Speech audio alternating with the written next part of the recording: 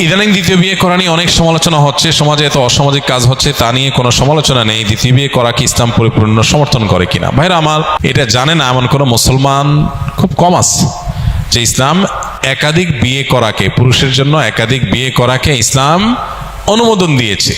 তবে শর্ত হলো একাধিক বিয়ে করার পর একাধিক স্ত্রীর প্রতি সমতা বজায় রাখার সামর্থ্য সার্বিকভাবে থাকতে হবে। প্রথমত একাধিক স্ত্রী পালার, লালন পালন করার শক্তি সামর্থ্য থাকতে হবে, সার্বিক সামর্থ্য থাকতে হবে।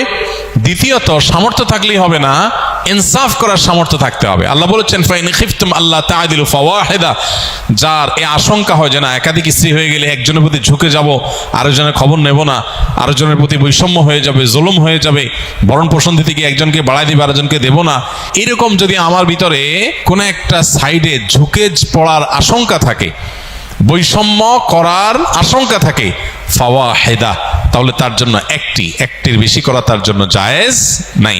এটা হলো মৌলিক কথা। এরপরে হলো মোটা দাগে যে বিষয়টি আমরা সবাই জানি, সেটা হলো দ্বীনের বিভিন্ন বিষয়গুলোকে হাস্যকর প্রমাণ করবার জন্য, বিতর্কিত করবার জন্য আমাদের অনেকের যেরকম ইম্যাচিউর আচার আচরণ এবং ভূমিকা, এটার যেমন দায় আছে, আবার অত্যন্ত পরিকল্পিতভাবে দ্বীনের বিভিন্ন বিষয়কে সমাজে হেয় করার একটা অপচেষ্টা এদেশে, মুসলমানদের সংখ্যাগরিষ্ঠ যে দেশে, সে দেশে কিছু মানুষ বিভিন্নভাবে করে যাচ্ছে, সেটাও আমরা জানি। এই বাস্তবতা আছে। একটা সময়, আজ থেকে আপনি 30 বছর 40 বছর আগের বাংলাদেশের বাস্তবতা যদি দেখেন, তো একাধিক বিয়ের ঘটনা গ্রামে গঞ্জে শহরে অহরহ হয়েছে। অনেক বড় বড় গুরুত্বপূর্ণ ব্যক্তি, দুনিয়াদার ব্যক্তি, সাধারণ শিক্ষিত মানুষজন, তাদের মধ্যে ব্যাপকভাবে বা অনেক বেশি পরিমাণে ছিল।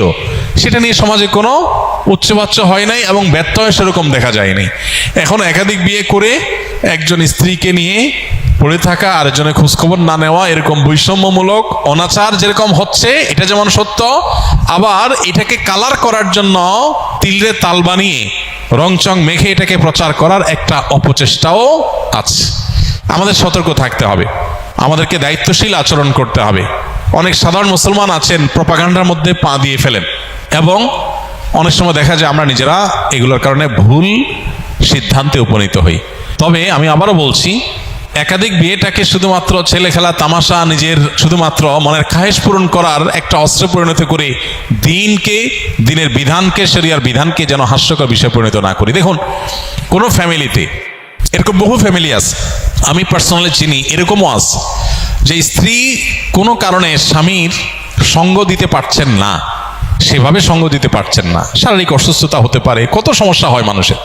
এখন রাস্তা দুইটা, এক হলো এতদিন যে মানুষটা পরম যত্নে আগলে রেখেছেন, সময় দিয়েছেন, সে মানুষটা এখন নানা কারণে, অসুস্থতার কারণে তিনি অপারগ হয়ে গেছেন।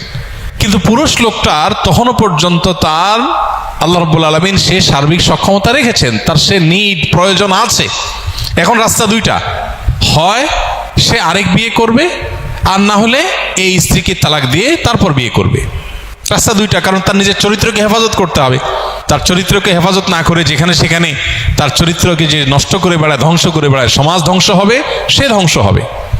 এবং সবচেয়ে বড় কথা হলো সাংসারিক জীবনের সুখ থেকে বঞ্চিত হবে। আল্লাহ তাআলা হারামে সে সুখ রাখেন নাই, আল্লাহ হালালের মধ্যে যে সুখ রেখেছেন, এটা থেকে সে বঞ্চিত হবে।